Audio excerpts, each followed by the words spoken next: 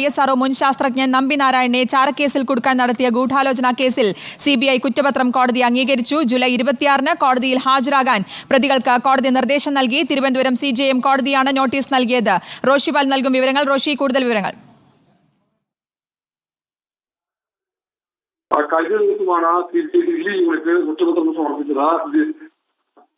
ഗൂഢാലോചനയിൽ നേരത്തെ സുപ്രീം കോടതിയുടെ നിർദ്ദേശപ്രകാരമായിരുന്നു CBI അന്വേഷണവും നടത്തിയത്. ഈ അന്വേഷണവുമായി ബന്ധപ്പെട്ട കുറ്റപത്രത്തിൽ 5 പേരെയാണ് പ്രതിചേർന്നത്. നേരത്തെ 18 പ്രതികൾ ഉണ്ടായിരുന്നു.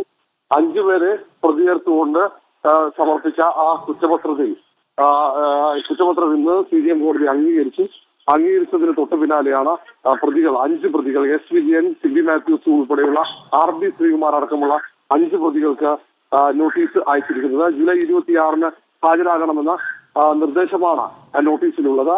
RB ശ്രീകുമാർ നേരത്തെ IBയുടെ ഡെപ്യൂട്ടി ഡയറക്ടറായിരുന്നു. മുൻ DGP ആണ് സിബി മാത്യൂസ്. അന്വേഷണ സംഘത്തിലുണ്ടായിരുന്ന രഹസ്യാന്വേഷണ വിഭാഗത്തിലെ കേന്ദ്ര സംസ്ഥാന ഉദ്യോഗസ്ഥന്മാർക്ക് ഉൾപ്പെടെയാണ് ഈ ISRO ചാരക്കേസിലെ ഗൂഢാലോചനയുമായി ബന്ധപ്പെട്ട ഇപ്പോൾ തിരുവനന്തപുരം CJM കോടതി നോട്ടീസ് അയച്ചിരിക്കുന്നത്. ഇന്നലെ കുറ്റപത്രം സമർപ്പിച്ചപ്പോൾ ഈ കേസിൽ നമ്പി നാരായണനെ കുടുക്കാൻ ബോധപൂർവം ശ്രമിച്ചെന്നാണ് കുറ്റപത്രത്തിലുണ്ടായത്. അതടക്കമുള്ള കാര്യങ്ങൾ നിർണായകമാകുന്ന ഒരു സാഹചര്യം ഇന്നിപ്പോൾ ഇതിൽ കുറ്റപത്രം അംഗീകരിക്കുകയും ചെയ്തിരിക്കുന്നു. റോഷിപാൽ,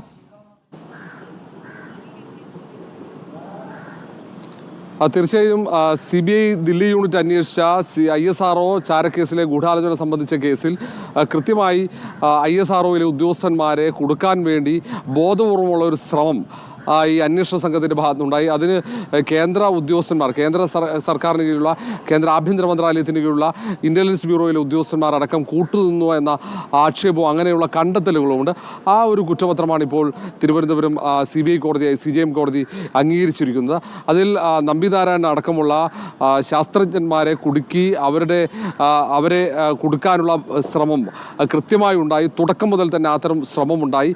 ആ ശ്രമം അന്വേഷണത്തിൽ കൃത്യമായി കണ്ടെത്തുകയും ചെയ്തിട്ടുണ്ട് CBI. അതുകൊണ്ട് തന്നെയാണ് ആകെ ഉണ്ടായിരുന്ന 18 പ്രതികളിൽ ഇപ്പോൾ 5 പേർക്കാണ് ഇപ്പോൾ നോട്ടീസ് അയച്ചിരിക്കുന്നത്. ഏതായാലും ഈ കാര്യത്തിൽ വലിയ പോരാട്ടമായിരുന്നു നമ്പി നാരായണനെ ചാരക്കേസിൽ കുടുക്കാൻ നടത്തിയ ഗൂഢാലോചന കേസിലാണ് CBI കുറ്റപത്രം കോടതി അംഗീകരിച്ചിരിക്കുന്നത്. ജൂലൈ 26-ന് കോടതിയിൽ ഹാജരാകാൻ പ്രതികൾക്ക് കോടതി നിർദ്ദേശം നൽകുകയും ചെയ്തിട്ടുണ്ട്. ROഷിപാലാണ് വിശദാംശങ്ങൾ നൽകിയത്.